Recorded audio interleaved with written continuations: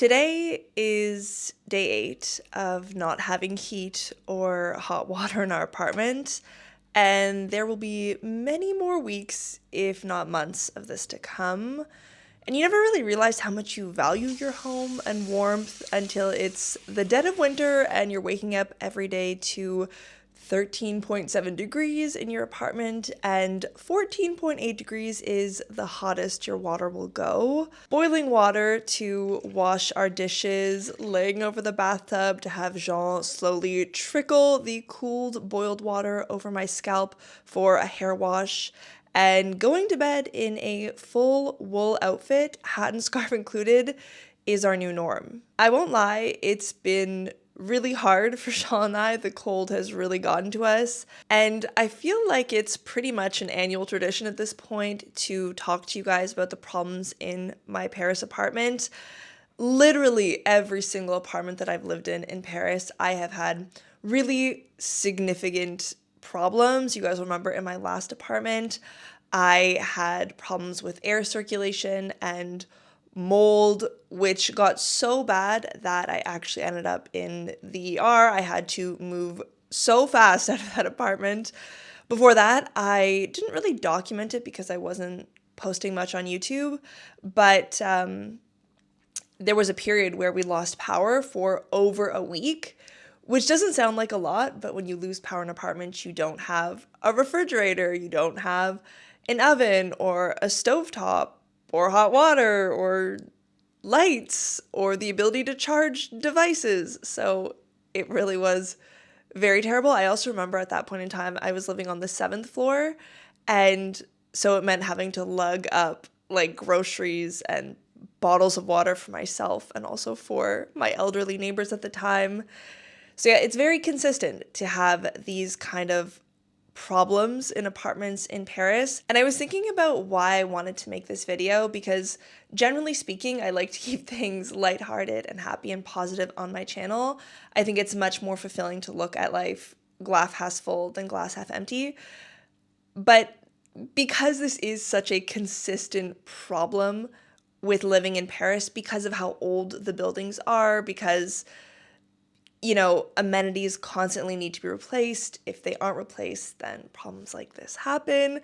I did want to share my story, not just to tell you guys how I'm dealing with it, but also if you yourself are living in Paris and you're experiencing something similar to this, then I also want you to know that you're not alone. And I think that can lift some spirits. I was recently talking to one of my American girlfriends in Paris, and she was having a similar issue.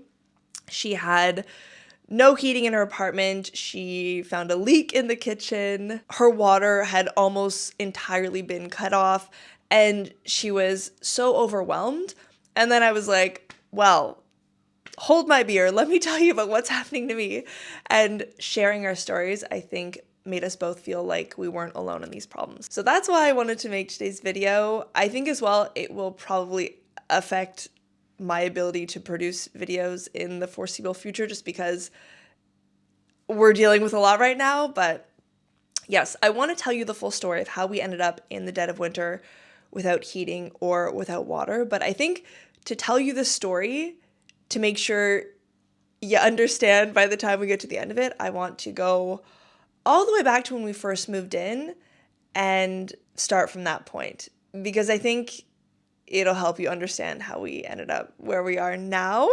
Right off the bat, we had a couple of issues. They weren't huge issues, but they were definitely issues that should have been fixed before we moved in. For example, our landlord and the building association hadn't updated our the interphone, so people couldn't call up to our apartment. And honestly, this didn't bother me. It's no problem for me to walk down and let our friends in and stuff. But it became an issue when the postman wouldn't deliver our mail or our packages because he couldn't call up. So he would just completely skip over us and bring all of our mail and packages to the nearest postal office, and we would have to consistently go and pick things up, which again isn't a problem unless some packages are heavy. It's hard to go all the way to the post office and come back. So it was just becoming kind of annoying to not have our mail delivered. And so we ended up reaching out to the landlord. The landlord ended up reaching out to the building association because it was up to them to update the interphone for us. And it was a process that took over a year and 3 months. Like, it was a lot of back and forth. It was a lot of Jean and I sort of like following up on emails sent to get things going. But we did have that issue. And I'll add as well that I think it took so long because as renters, we aren't really allowed to communicate with the building association. They have direct contact with the landlords.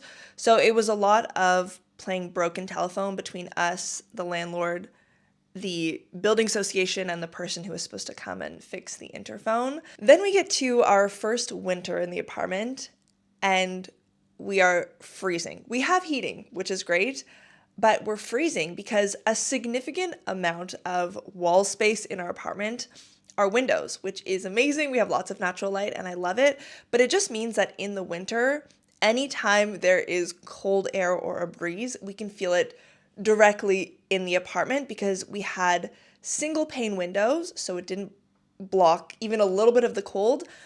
And because the windows that we hadn't been updated since the building was built in probably the 60s, the windows didn't sit right in the window frames anymore. So you could shut the window as much as you wanted. You still had huge cracks that would allow the winter winds to come in.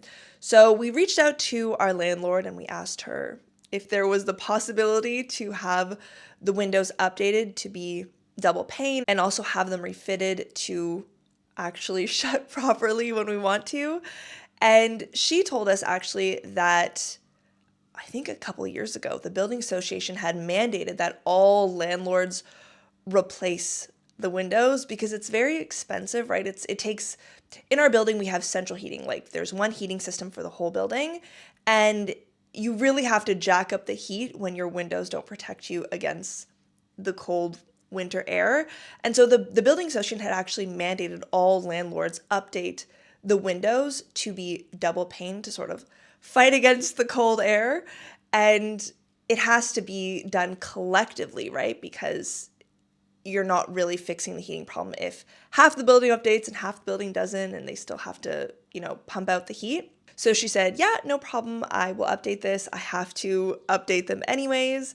And we had the window tech come in, and he actually told us that of the hundreds of landlords in our building, we were, like, our unit was in the last 5 to be updated. So it was something that was definitely put off to the very last moment, but we were really happy that our windows were fixed. And for the next year, we really didn't have any contact with our landlord, with the building association. Like, everything was going smooth. I would say that Jean and I are pretty exemplary tenants. Like, we paid our rent on time, always. We aren't the party type, so we weren't creating loud noises or problems for our building and stuff. So I would say we were pretty good renters. We are excellent renters, I would like to say. But then last year around November, we started to notice that the paint was peeling off of the wall in our bedroom that is between the bedroom and the bathroom, like right up against the bathtub. And immediately we thought, okay, there is a leak somewhere, there's humidity issues, because there's only one wall where the paint was peeling. And it's a wall that we literally don't touch. Like, it's in the bedroom, nothing touches that wall. There's no way that we could have caused this paint to start to peel off. And so because I'm very, very sensitive to mold, as you guys know from my last apartment debacle, and also because we didn't want to be at fault for having to repaint everything, we immediately reached out to our landlord as soon as we started to notice this with pictures. We wanted to get her take on it to know what we should do. And honestly, by doing this, I thought I was doing a solid for the landlord, right? Like, I'm thinking if I was a landlord and there was a potential leak, I would want to know sooner rather than later, because I think it's the type of issue where if you don't fix it immediately, it becomes such a problem and the damages become so huge that the cost to fix those damages become huge. And so I just figured that I was doing the landlord a solid by, reporting this as fast as possible. We had also, like with Jean, we had also gone out and actually bought a device to check the humidity of the wall before we even reach out to the landlord to know if it was the paint or the humidity.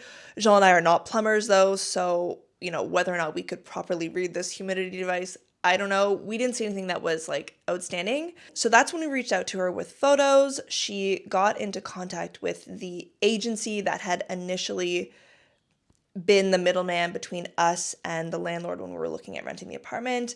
The agent got in touch with the painter. So the painter came by, he took a look, and within 1 second, he was like, yeah, you probably have a leak in the pipes. It's either flooding coming from above, like the apartment above, but he highly doubted that because the tenant above would have already complained about a leak. Or he said it's more than likely that there's a problem with the piping in the walls because the pipe that sort of brings hot water to everybody's bathroom that runs through this wall, there's probably a leak and it's affecting the wall where the paint is peeling. And he also said that it is pretty much impossible for this to be a problem with the actual paint job because of the 20 different walls in our apartment. This tiny area on this one wall is having issues. Like, it's definitely going to be a problem due to moisture, humidity, and all that. And so we were like, okay, great. We will wait for our landlord to tell us what to do next. Because if it's plumbing, there's not really much that Jean and I can do. We waited a week. We didn't hear anything. We waited 10 days. We didn't hear anything. So I directly ended up calling the agent who had gotten into contact with the plumber. And the agent was like, well, I have the report and I can send it to you, no problem, if that's how you want to proceed. And I was like, were you planning on, I straight up asked him, I was like, were you planning on telling us that you had this report or following back up with us? Like, we're in limbo at the moment because no one is telling us how to move forward. And the landlord asked us to contact you and we're kind of at a dead end here. And he was very direct with me. He was like, look, I don't manage this apartment anymore. I'm just, doing a favor to the landlord, but you're going to have to contact your insurance if you want to deal with this leak. And I asked him why, because I didn't really understand if there was a problem with the plumbing. Why is it our insurance that has to deal with it? And he explained that it's not that our insurance would have to pay to repair the plumbing. It's that our insurance would send their own plumber who would do their own evaluation and provide an authentic report, I want to say. And the plumber that would be sent would sort of deduce who is at fault. Where is the problem coming from? Is it above? Is it our plumbing? Like, what's going on? And then that way, when we know where the problem is, we know who has to be responsible for fixing it. So voila, we had those issues. Then Jean and I go on a little ski trip with our friends. It was wonderful. It was a great time, but the drive home was long. It was about a 10-hour drive home. We were tired. We were cold. We wanted to just come home, have a shower, and go to bed. And as soon as we get to our building, I see these signs, like these really big signs that say there's no heating and there's no hot water.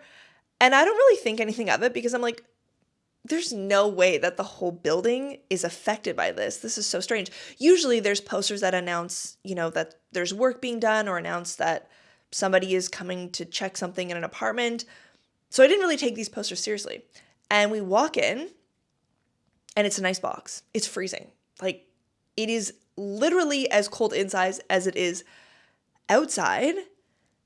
And we turn on the water, we run the water, and there's no hot water. And I go back and I read the poster, and it states very clearly that there was a huge problem with the building's boiler, the building heating system, and so that there is absolutely no heating and no hot water for an indeterminate amount of time. And again, I was shocked by this because it is straight up illegal to leave tenants, especially in the winter, without access to hot water and heating. And so I was like, maybe I'm not reading this right. Maybe my French is failing me. Like, Jean, can you please confirm that this says we don't have heat and hot water for the foreseeable future? And he was like, yeah, that's exactly what it says.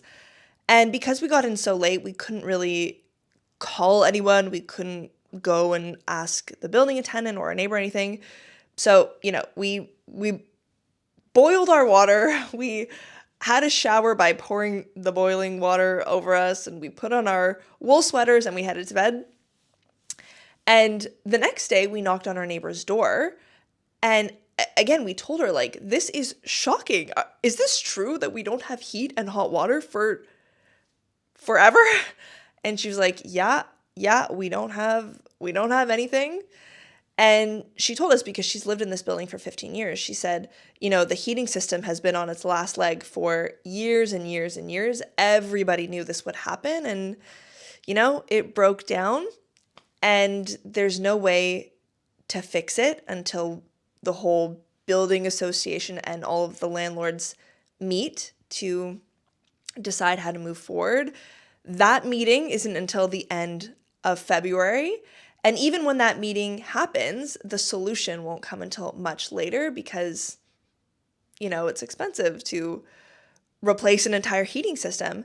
And then I asked her, I was like, and no one is shocked by this? Like, no one complained that to go for over a month without hot water and heating in the winter is kind of insane. And she was like, yeah, but what can we do? Like, what literally can we do about it? And she told us that if we had friends in Paris, that we should go and stay with them for the next month, have access to heating and hot water. That's what she would be doing. And the thing is, I'm like, who has friends in Paris that have a whole extra bedroom to house 2 extra people for a month? Like, of course our friends can put us on their couch and put us up for a couple days, but in Paris, all of the apartments are very small. I don't know anyone that has an extra bedroom. So we were like, okay, thank you for the info. Like, we'll just stick it out. And as soon as we talked to our neighbor, that's when I felt like I had enough information to contact our landlord, because it was becoming very clear that this was going to be a permanent issue for us. And the call did not go as expected. It was actually a very sad call. Like, I hung up and I almost started crying because our landlord, when I called her, didn't believe me. She said, there's no way that you would be left in an apartment without heating and without hot water for over a month. And she also said, like, this isn't my problem. I didn't cause this, so therefore I don't feel any sense of guilt and I don't feel any sense of responsibility. And, when she finished giving her response, I go, like, I was so shocked, I was really shocked that there was such a lack of empathy, I think, especially when I was so kind on the phone call. I wasn't blaming anyone. I wasn't blaming her for the problem, but like, we genuinely we're stuck between a rock and a hard place. I don't know what the expression is, but there's really nothing that Jean and I can do. And the fact of the matter is that it is illegal to rent an apartment without basic amenities like heat and hot water. And so all I could say is like, I said, I feel like your response is harsh. I'm just calling to inform you and to see what we can do as a solution here. And I feel like I'm being met with no empathy. And I wish you would understand that this is such a hard situation for Jean and I.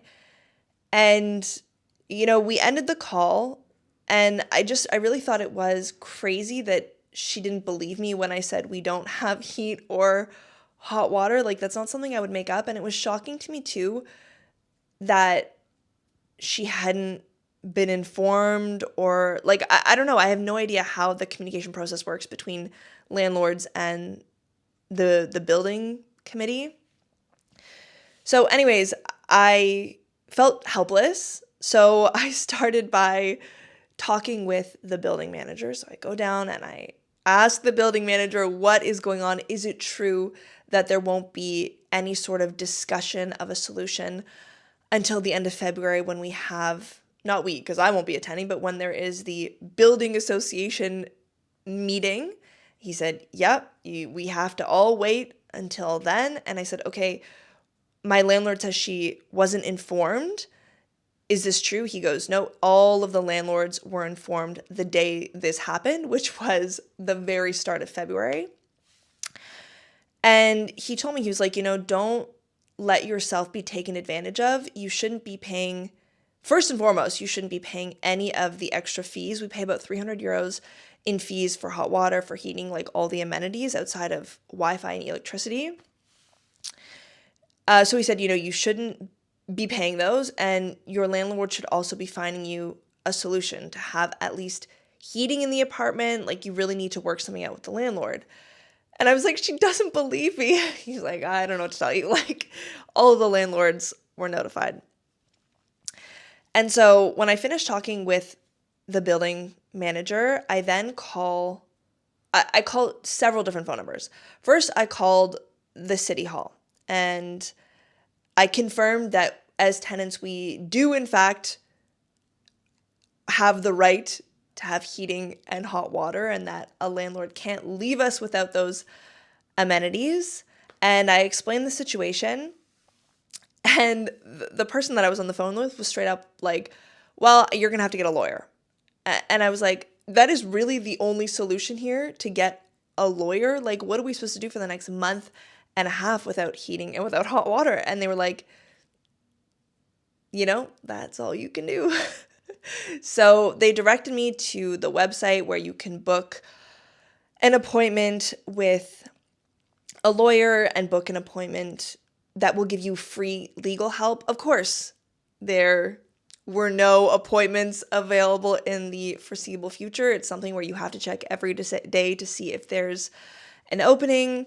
Jean ended up finding a phone number for the service that provides legal assistance when it comes to housing in Paris. He called that number, and again, we were told the same thing. Like, yeah, your landlord does have to provide you heating and hot water amenities. And he told Jean, send her a letter where they confirm that it has been properly delivered to the person, so you have proof, and ask if you can stop paying rent. Because in the ideal situation, we would stop paying rent and we would go to an Airbnb for a month and a half. But he said, it's very likely that your landlord will refuse, and then you'll have to go to court. And I think all of this really shows the problem with the legal system when it comes to tenant issues and tenant rights, is that we do have rights, right? Like, it is written in the law that your landlord has to provide you with heating and hot water, but exercising those rights is impossible, because without approval from a judge, you can't legally stop paying your rent. So we can't stop paying our rent without, written consent from the landlord.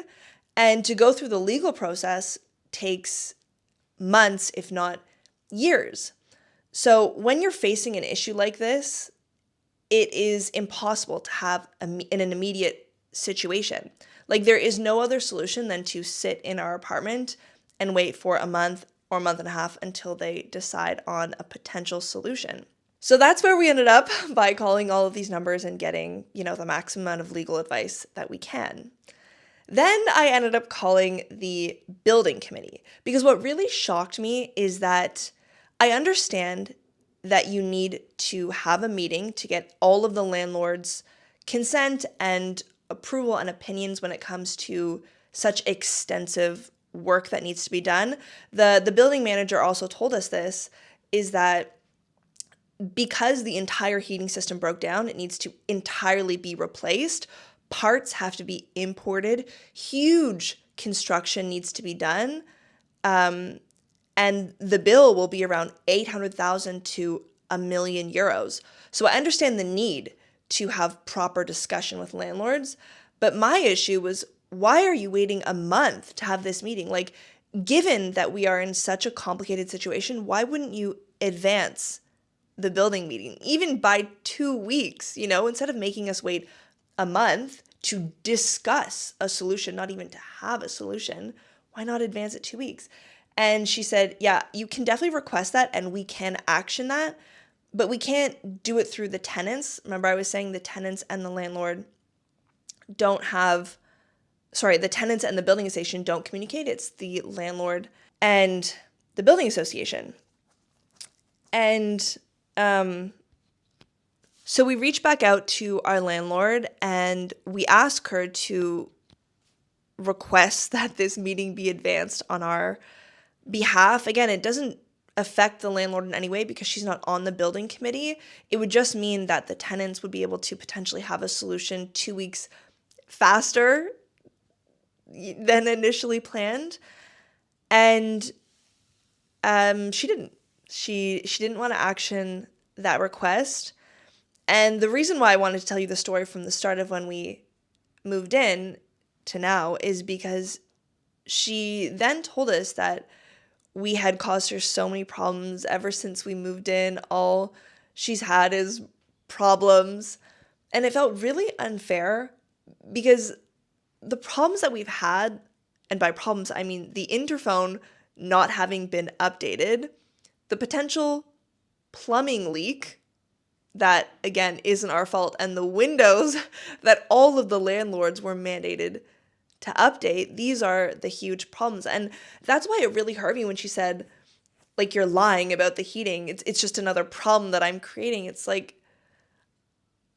none of these issues are because of how Jean and I are using the apartment. You know, they just happen.